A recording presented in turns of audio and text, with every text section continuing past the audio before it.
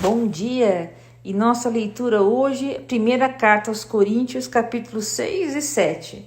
Em nome do Pai, do Filho e do Espírito Santo. Amém. Capítulo 6. Recurso a tribunais pagãos. Quando algum de vós tem litígio contra outro, como é que se atreve a pedir justiça perante os injustos, em vez de recorrer aos irmãos santos? Não sabeis que os santos julgarão o mundo? E se o mundo há de ser julgado por vós, seríeis indignos de julgar os processos de mínima importância? Não sabeis que julgaremos os anjos? Quanto mais as pequenas questões dessa vida. No entanto, quando tendes contendas deste gênero, escolheis para juízes pessoas cuja opinião é tirinada pela igreja. Digo para confusão vossa. Será possível que não há entre vós um homem sábio, nem um sequer que possa julgar entre seus irmãos?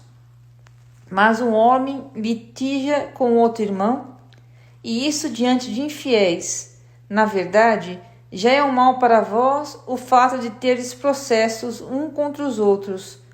Por que não preferis sofrer injustiça? Por que não preferis ser espoliados? Não. Vós é que fazeis injustiça, vós é que espoliais, e isso entre irmãos. Acaso não sabeis que os injustos não hão de possuir o reino de Deus? Não vos enganeis, nem os impuros, nem os idólatras, nem os adúlteros, nem os efeminados, nem os devassos, nem os ladrões, nem os avarentos, nem os bêbados, nem os difamadores, nem os assaltantes hão de possuir o reino de Deus. Ao menos alguns de vós têm sido isso, mas fostes lavados, mas fostes santificados, mas fostes justificados em nome do Senhor Jesus Cristo e pelo Espírito de nosso Deus. Gravidade da impureza. Tudo me é permitido, mas nem tudo convém. Tudo me é permitido, mas eu não me deixarei dominar por coisa alguma.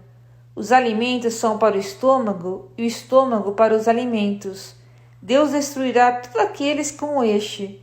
O corpo, porém, não é para impureza, mas para o Senhor, e o Senhor para o corpo. Deus que ressuscitou o Senhor, também nos ressuscitará a nós pelo seu poder. Não sabeis que vossos corpos são membros de Cristo? Tomarei então os membros de Cristo e os farei membros de uma prostituta? De modo algum. Ou não sabeis que o que se ajunta a uma prostituta se torna um só corpo com ela? Está escrito, os dois serão uma só carne. Pelo contrário, quem se une ao Senhor, torna-se com ele um só espírito. Fugir da fornicação. Qualquer outro pecado que o homem comete é fora do corpo, mas o impuro peca contra o seu próprio corpo. Ou não sabeis que o vosso corpo é templo do Espírito Santo, que habita em vós, o qual recebestes de Deus, e que por isso mesmo já não vos pertenceis? Porque fostes comprados por um grande preço. Glorificai, pois, a Deus no vosso corpo. Vocação do casamento e do celibato. Capítulo 7. Matrimônio e celibato. Agora, a respeito das coisas que me escrevestes, penso que seria bom ao homem não tocar mulher alguma. Todavia, considerando o perigo da incontinência, cada um tem a sua mulher e cada mulher tem a seu marido. O marido cumpre o seu dever para com a sua esposa, e da mesma forma também a esposa o cumpra para com seu marido. A mulher não pode dispor de seu corpo, ele pertence a seu marido. E da mesma forma o marido não pode dispor do seu corpo, ele pertence à sua esposa. Não vos recuseis um ao outro, a não ser de comum acordo, por algum tempo para vos aplicardes à oração, e depois retornar novamente um para o outro, para que não vos tente Satanás por vossa incontinência.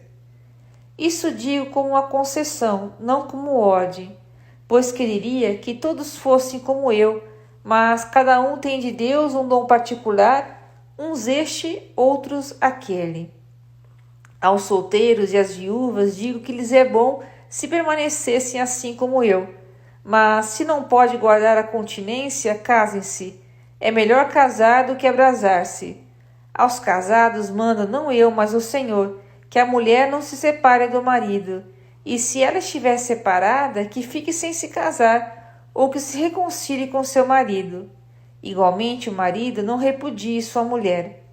Aos outros digo eu, não o Senhor. Se um irmão desposou uma mulher pagã, sem a fé, e está contente em morar com ele, não a repudie. Se uma mulher desposou um marido pagão, e este consente em coabitar com ela, não repudie o marido, porque o marido que não tem fé é santificado por sua mulher, assim como a mulher que não tem a fé é santificada pelo marido que recebeu a fé. Do contrário, os vossos filhos seriam impuros, quando na realidade são santos. Mas se o pagão quer separar-se, que se separe. Em tal caso, nem o irmão nem a irmã estão ligados. Deus os chamou a viver em paz. Aliás, como sabes tu, ó mulher, se salvarás o teu marido? Ou como sabes tu, ó marido, se salvarás a tua mulher? Cada um no estado em que Deus o chamou. Quanto ao mais, que cada um viva na condição na qual o Senhor o colocou, ou em que o Senhor o chamou. É o que recomendo a todas as igrejas. O que era circunciso, quando foi chamado à fé, não dissimule sua circuncisão. Quem era incircunciso, não se faça circuncidar. A circuncisão de nada vale, e a incircuncisão de nada vale. O que importa é a observância dos mandamentos de Deus. Cada um permaneça na profissão em que foi chamado por Deus. Eras escravo quando Deus te chamou? Não te preocupes disto. Mesmo que possas tornar-te livre, antes cuida de aproveitar melhor o teu chamado. Pois o escravo que foi chamado pelo Senhor conquistou a liberdade do Senhor. Da mesma forma, quem era livre por ocasião do chamado fez-se escravo de Cristo. Por alto preço fostes comprados, não vos torneis escravos de homens.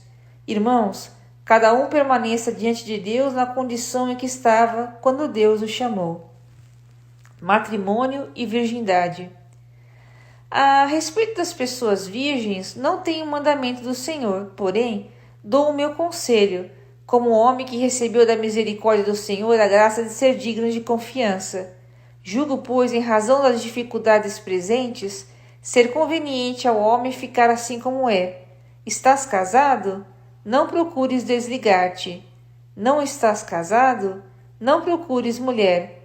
Mas, se queres casar-te, não pecas. Assim como a jovem que se casa não peca. Todavia, padecerão a tribulação da carne, e eu quisera poupar-vos. Mas eis o que vos digo, irmãos, o tempo é breve. O que importa é que os que têm mulher vivam como se não a tivessem, os que choram como se não chorassem, os que se alegram como se não se alegrassem, os que compram como se não possuíssem, os que usam deste mundo como se dele não usassem, porque a figura deste mundo passa. Quisera ver-vos livres de toda preocupação. O solteiro cuida das coisas que são do Senhor, de como agradar ao Senhor. O casado preocupa-se com as coisas do mundo, procurando agradar a sua esposa. A mesma diferença existe com a mulher solteira ou a virgem. Aquela que não é casada cuida das coisas do Senhor para ser santa no corpo e no espírito, mas a casada cuida das coisas do mundo procurando agradar ao marido. Digo isto para vosso proveito, não para vos estender um laço, mas para vos ensinar o que melhor convém, o que vos poderá unir ao Senhor sem partilha. Se alguém julga que é inconveniente para sua filha ultrapassar a idade de casar-se e que é seu dever casá-la, faça-o como quiser, não há falta alguma em fazê-la casar-se. Mas aquele que, sem nenhum constrangimento e com perfeita liberdade de escolha, tiver tomado no seu coração a decisão de guardar a sua filha virgem, procede bem. Em suma, aquele que casa a sua filha faz bem, e aquele que não a casa faz ainda melhor. A mulher está ligada ao marido enquanto ele viver, mas se morrer o marido, ela ficará livre e poderá casar-se com quem quiser, contanto que seja no Senhor. Contudo, na minha opinião, ela será mais feliz se permanecer como está, e creio que também eu tenho o Espírito de Deus. E aqui termina a leitura de hoje. Deus abençoe.